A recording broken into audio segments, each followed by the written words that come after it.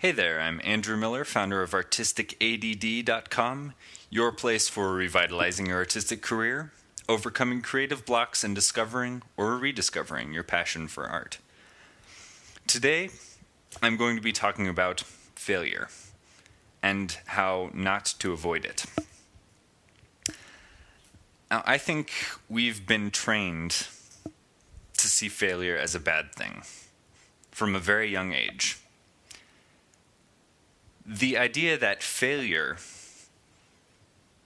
every single failure, is terrible has been hammered into our minds since we started taking tests in school, started doing homework assignments, because we were on the letter grade.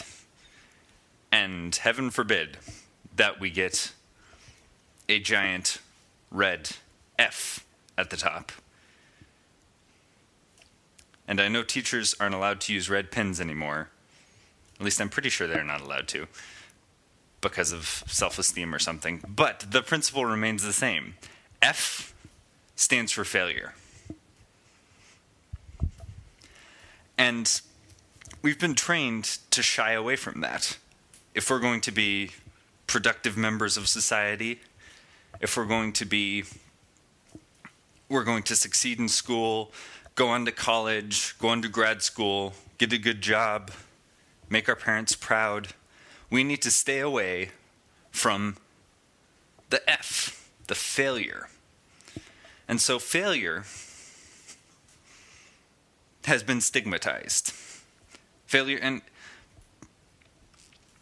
we think it's always a bad thing. And so we have this terrible, gut-wrenching fear of failure. It's just deep in our stomachs. And it's there.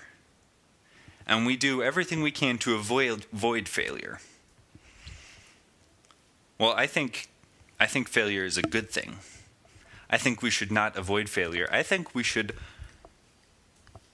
go into situations where we might fail. And here's why failure is our friend. Here are 5 reasons failure is our friend. Number 1, you learn from failure. Failure is an incredibly good teacher. I remember when I was in college, I was not a perfect student, but I tried. And I remember the first test I failed. It was a math test because math is awful. Math is evil, torture, terrible. And I got an F on the first test in my math class.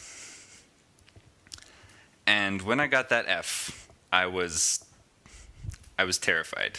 I hated it. I was just, there was something deep inside me, years of training, that went, this is bad.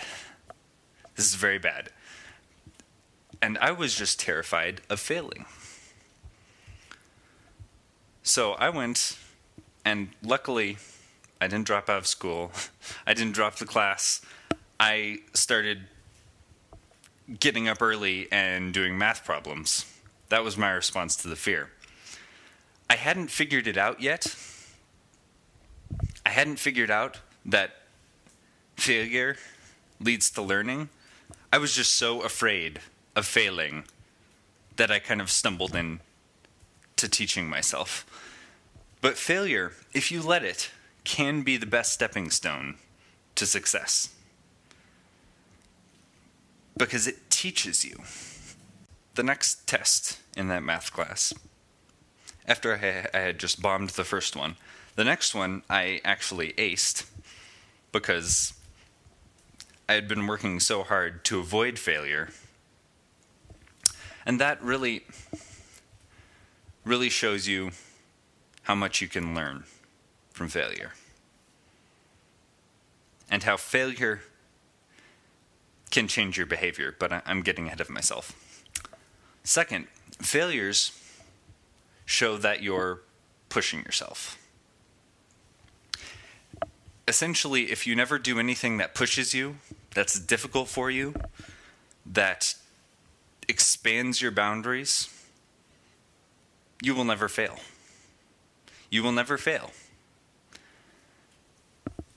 But you will never reach your full potential as an artist, as a spouse, as anything. If you do not push yourself past your comfort zone and your boundaries, you will never succeed.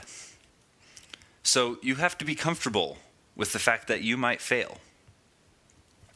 You have to go into situations that you're just scared to death about. Scared to death you might fail.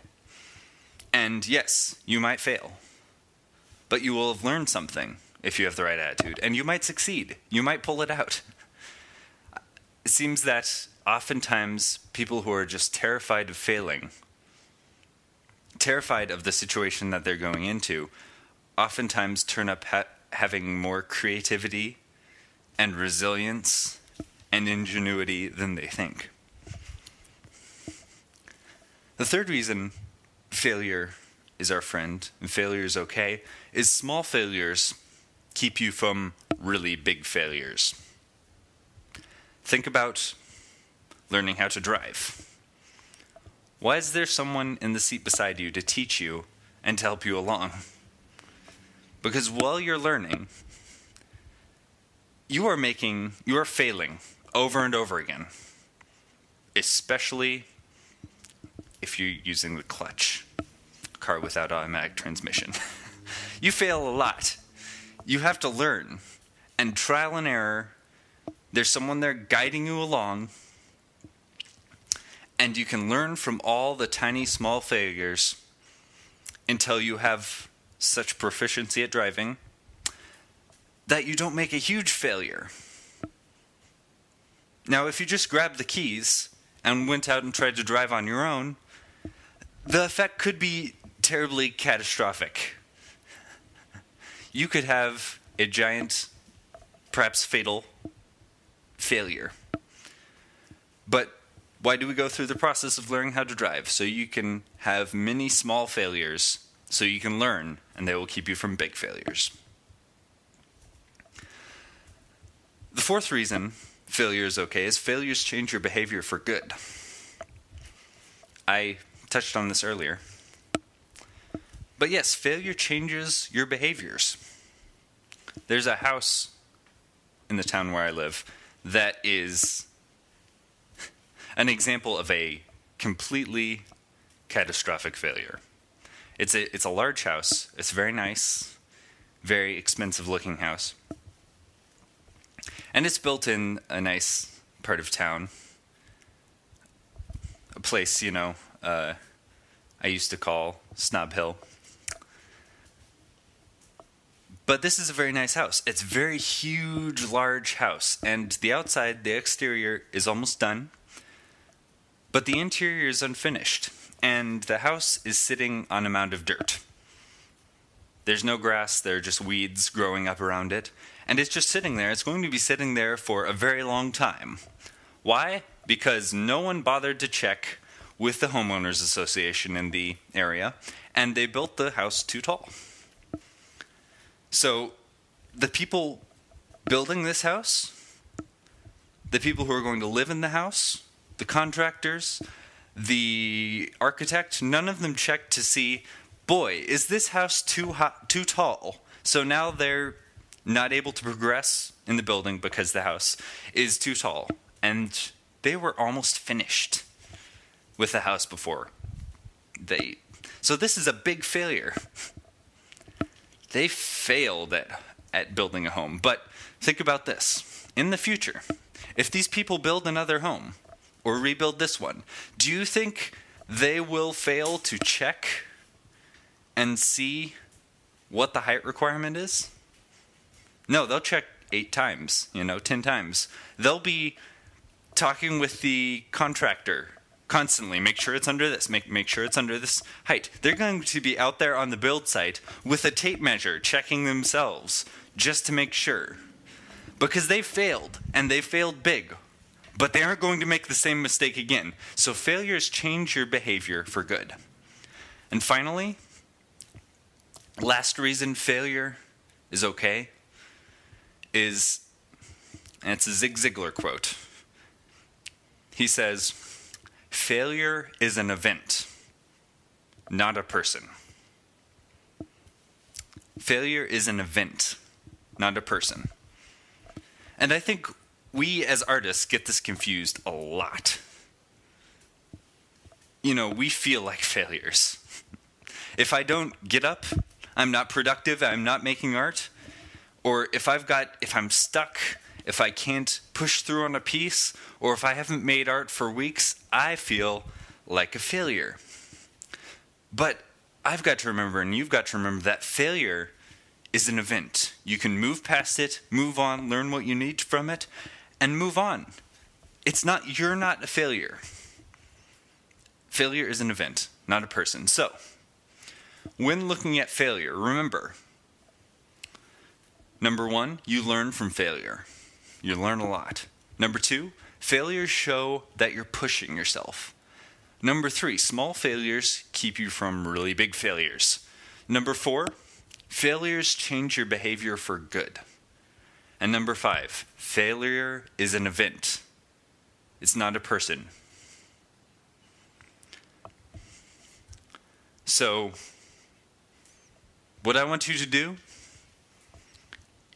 is to do what you're most afraid of. You will be afraid of failure, but push through it and do it anyway and learn. I know you can do it. Now, if you'd like more tips on revitalizing your artistic career, overcoming creative blocks, and discovering or rediscovering your passion for art, check out artisticadd.com.